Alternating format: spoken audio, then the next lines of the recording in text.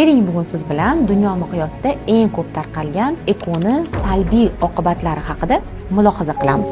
Birinchisi, bu ekodan keyin nogiron farzandlarni yoki genetik nuqsonli farzandlarni miqdori oshib ketarkan degan statistik ma'lumotga to'qnashamiz. Ekodan so'ng nogiron yoki genetik nuqsonli bo'lgan farzandlarni tug'ilish ehtimoli tabiiy homiladorlikda shunaqa farzandlarni tug'ilish ehtimolidan 1,3% ko'proq uchrar ekan.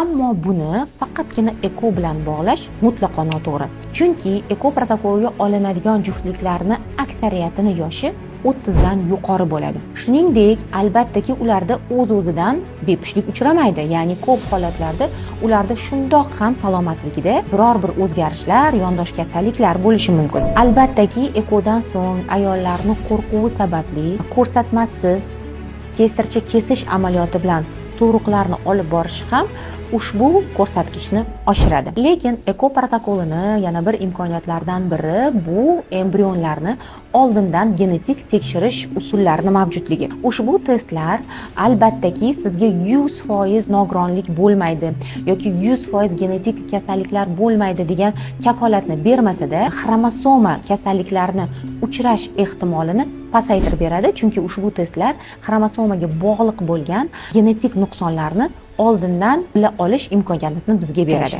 Yana bir salbiy tomonlardan biri bu ekodan so'ng bachadondan tashqari homiladorlik sonini ortishi. 100 ta ayoldan 2 tasida. Tabiiy holatda ham homiladorlik bo'lganda ushbu holat yuzaga kelishi mumkin va bu 1,7% ni tashkil etadi. Ya'ni orasidagi farq uncha katta emas. Yana bir salbiy oqibatlardan biri bu tuxumdonlar giperstimulyatsiya sindromi. Ko'proq yosh, tana vazni kam, follikulari juda ham ko'p va trigger hgacha ishlatilgan ayollarda ko'proq uchraydi.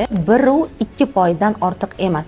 Ya'ni bu 100 ta ayoldan bittasida ushbu holat kuzatilishi mumkin degani. Afsuski bizda o'zbekcha ilmiy ma'lumotlarni juda ham kamligi va buni natijasida ushbu jarayon atrofidagi noto'g'ri ma'lumotga ega bo'lgan kerak bo'lmagan mishmishlarni tarqalishi ham ushbu protokolni salbiy tomonlaridan biri hisoblanadi. Yana bir salbiy tomonlardan biri bu eko protokolini narx jihatdan qimmatligi. Ammo aniq ayta olamanki, har bir sarflanadigan xarajat asoslangan. Ammo shuni unutmangki, eko protokoli qimmat bo'lgani bilan hozirgi kunda bepushtlikni davolashdagi eng samarali usullardan biri sanaladi. Yuqorida sanab o'tgan salbiy tomonlarim haqida o'ylayotgan bo'lsangiz, bilingki, ular siz o'ylaganchalik qo'rqinchli va katta emas.